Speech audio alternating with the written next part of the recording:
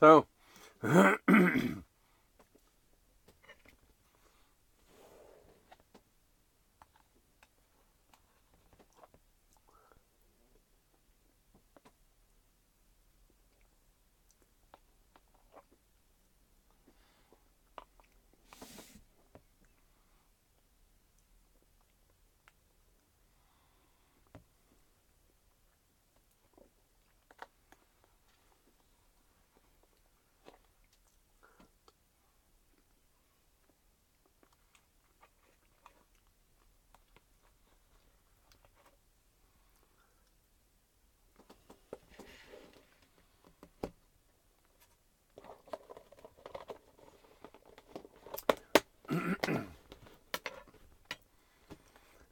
hello again. Welcome back.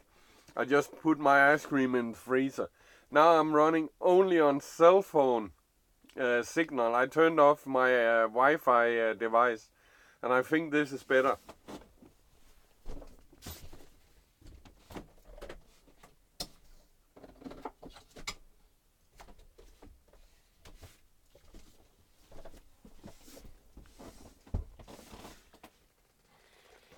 I actually think this works better. It's like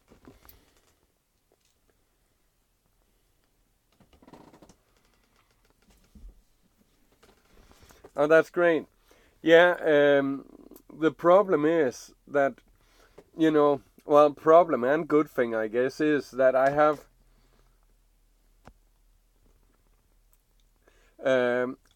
two providers, one for Wi-Fi, one for internet, and one for cell phone. And that is a good thing, because when one doesn't work, the other one works. But the problem is, if I have my Wi-Fi device turned on, then it overrides the cell phone device, override the cell phone, so it's running on the Wi-Fi. And if the Wi-Fi have a bad connection, then I can't use the internet on the phone. So I have to turn off the Wi-Fi device to use the internet on the phone instead of the. So it's kind of tricky to find the right combination, the right way to do it. Find out which one of the providers is working best.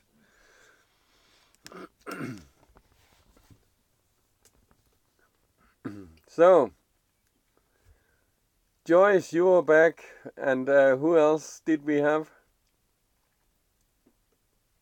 Who else was here?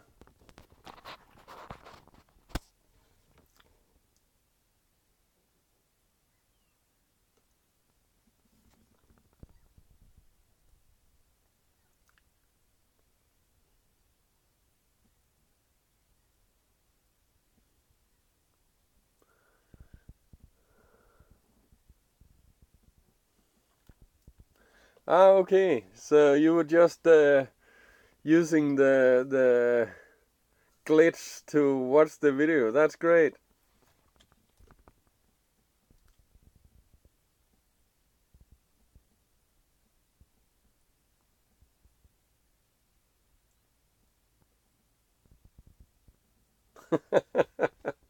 Well, yeah, I I try to show you people just everyday life, the way I live it, and the thing is, here in Denmark, people don't live this way. In the States, a lot of people live as nomads, but here it's very unusual. When I tell people about it, that example, my customers at the shop, they go, "What?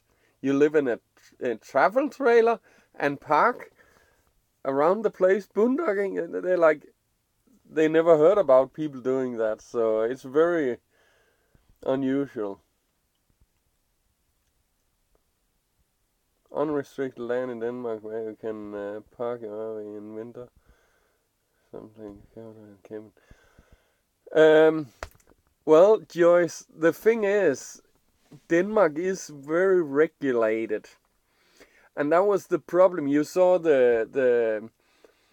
I had for a while. I had this what I called winter home base, and a neighbor complained, and he had to tell me to leave. The problem is, if I get a piece of land like that, I would need to have sewer installed, and I would need to have water installed. Because without that, I cannot live on the land. It has to be hooked up. You cannot live on a piece of land without being hooked up in Denmark. Well, no, actually, if you, I guess sewer you can, if you live far away from town, you can have what is it called? Septic. Yeah, you can have septic. But water, if you have your private water source, it has to be approved. You have to take the water, a water sample, to get approved by the government or by some test facility. Because if the water's not clean enough, then they won't approve it. And then you cannot live on the land if there's no access to water. But yeah, it's very restricted here in Denmark about these kind of things. But if I had those two things fixed, I guess I could live on a piece of land like that. But I don't really have any interest in that. And I don't think we're gonna have like winter again. It's like the climate have changed. Well, yeah, I know that, and you know that, but the government doesn't approve. It's even I put filters and stuff. They say the water has to be clean. So it's there are things that, how to say,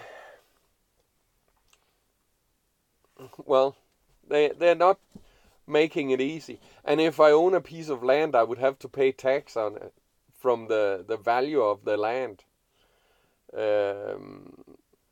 That's, it is kind of funny. I used to say this. Denmark is all about tax. I showed you the video, the place Kronborg, the Hamlet's castle in Helsingør, and it's even in our history in Denmark, it was all about tax. The Hamlet's castle Kronborg was built to get tax from the ships that passed that between Denmark and Sweden. So Denmark has always been about collecting tax, and as it is now, we pay between 35-40% of our income in tax. And when I buy a car, I pay 150% of the value of the car. If I buy a new car, if it costs 100,000 kroner from the factory, when I buy it, it costs 250,000 kroner because of tax. So Denmark is a very expensive country to live in. But then again, our salaries are high as well, so it kind of equals out. But it makes it difficult for Danish companies to compete.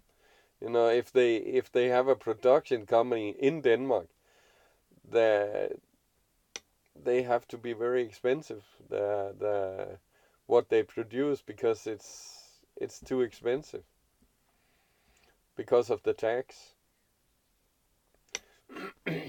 But then again, that's the way. It's the tradition, and that's the way we always done here. And the reason why it's like that is so that if I get sick, I can go to hospital. I don't need to pay anything. If I need to go to the doctor, I can just go, no problem. Don't need the wallet, and stuff like that. If I get kicked out from my job, I will get unemployment benefits that I can actually survive on. um, and stuff like that, and that's our way of doing it, and it's good, I think. But well, I grew up with this system, so that's.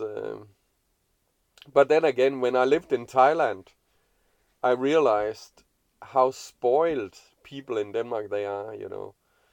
It's like when you see other countries where it's different, you realize how easy life is in Denmark. You know, and sometimes maybe even boring because it's so easy. It's so safe.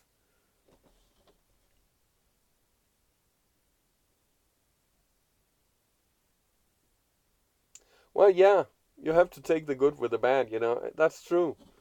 Um, totally agree.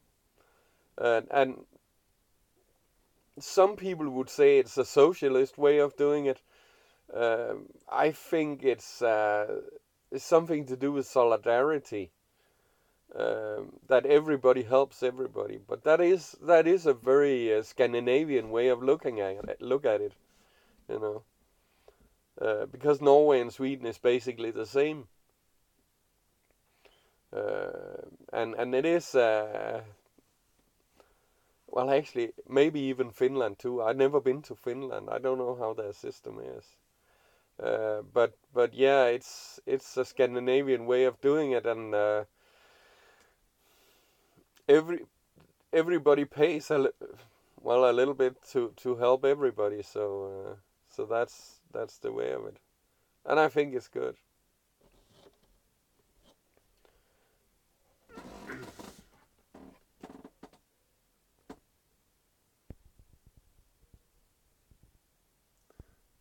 Well, within the European Union, there is no restrictions.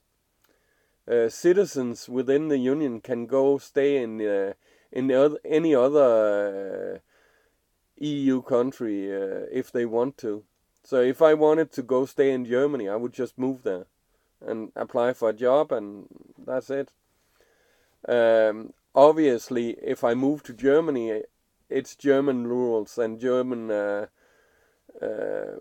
system applies. But yeah, if I wanna move to Spain, example, I can. I just get in my car and move to Spain, or any other European Union countries.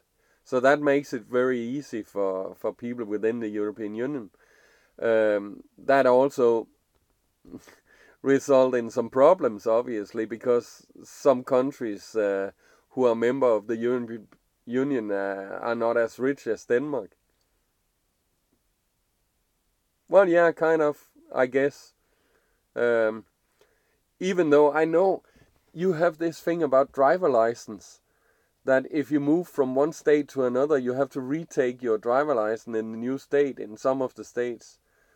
We don't have that. If I have a driver license in Denmark, it's valid in the whole European Union.